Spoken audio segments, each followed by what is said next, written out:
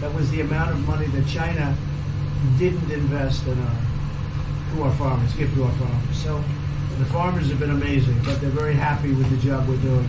But eventually they're going to be the biggest, or one of the biggest beneficiaries. Okay? Mr. President, did you attend the climate session? Say it? Did you make it to the climate session? Were there any conclusions that you took? I'm going to. In fact, it's going to be our next session. So we haven't had it. Do you have a message that you would like to deliver to? No, I want clean air and clean water. And we're right now having the cleanest air and cleanest water on the planet. But that's what I want. I want absolutely clean air and clean water. Mr. President, just briefly back on China, we saw the comments from you about wanting calm. Calm. Calm, exactly. Just wondering if you can clarify what you meant about the call. Was that with lighthearted? I don't want to talk about calls. We've had calls. We've had calls at the highest levels. But I don't want to talk about that. But the vice chairman put out a statement last night that was a statement and saying that he wants to make a deal and he wants calm. And I think it's a very good word to use, calm. It's not a word that I use that often, but it's a good word to use. And I think it's one of the reasons that's a great country. I mean, they understand.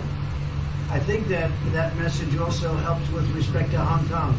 I really do. I think it makes it easier for Hong Kong to do something. And I think that President Xi will do something with Hong Kong. I really think that message is a good message with respect to what the ultimate outcome is in Hong Kong. Very, very positive message. And we appreciated it. We appreciated it. What else? Anything else? Mr. President, what are your latest thoughts on your threat on pulling out of the WTO? And if you do, can I also ask Mr. President Modi what your response to that in terms of how it will affect India's trade strategy? Well, we haven't been happy with the WTO, but now we're winning cases. We won the big Airbus cases, you know. It's a tremendous case. I mean, it's billions of dollars. That was a very recent victory, and we're winning cases now. And we're being treated more fairly now in the WTO, which we appreciate. मुझे लगता है कि हम दोनों को बात करेंगे, हम दोनों बात करते रहेंगे. जब जरूरत पड़ेगी आप लोगों को जरूर जानकारी पहुंचाएंगे. He actually speaks very good English. We just don't want to talk about it. I think that you should let us discuss these things, and when we feel need, we will communicate to you. Mr. President, Russia has just recently said they have no intention of asking to be readmitted to the G7. However, No, I wouldn't expect they'd ask, because why would he's a proud man. He's done a real job, and why would he ask? No, it's something we discussed, and it's under discussion now. No votes or anything, but I would be inclined to say yes, and so would others, and some probably wouldn't be, but it's just a discussion. No, I would think that he wouldn't do that because he's a proud man.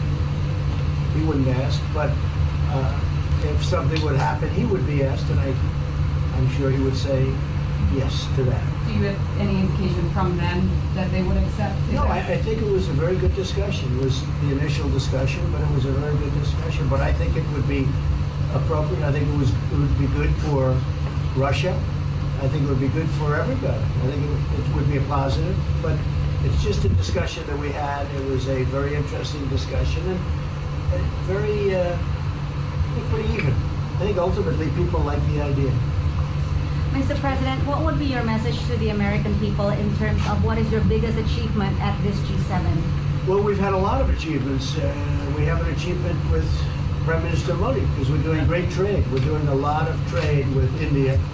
That's an achievement. I think, obviously, the Japan deal is a tremendous achievement because it's one of the biggest trade deals and it affects directly our farmers. Even the fact that he's taking all of the excess corn that China didn't take.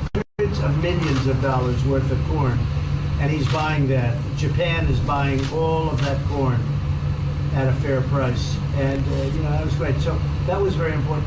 I also think that unity is very important. We had a very good, despite you read the newspaper stories, the stories bear no resemblance to what's taking place. You saw me with Chancellor Merkel. You saw me with all of them. The relationship is great. We have 7 nations. In addition to that, we have other nations like India and others that came in. Australia came in, Scott. We have a lot of people came in.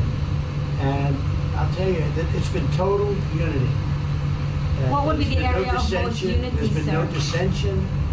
There's been no fights or arguments. There's been no anything. I mean, there's been great unity here, and honestly, the papers haven't reported how good it's been.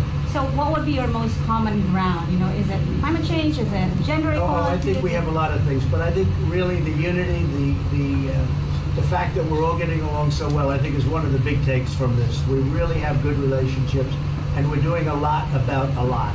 Okay? Just so we get our reporting right, I'm going to give it one more crack on China.